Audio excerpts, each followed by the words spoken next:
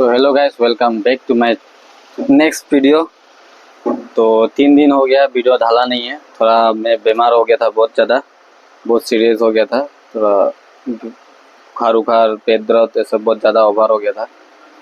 और यहाँ पे आप लोगों को वीडियो दिखा देगा, एक छोटा सा क्लिप दिखा देगा। इसके बाद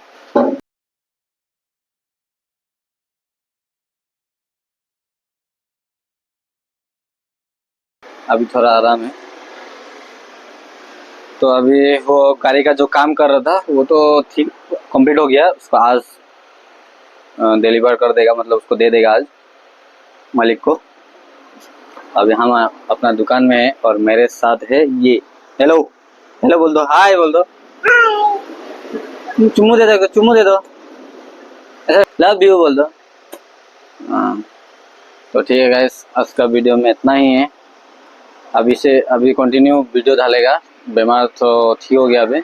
आप लोग सीखने से चैनल को लाइक से सब्सक्राइब कर दीजिए। मिलते हैं अगले वीडियो में। Peace out.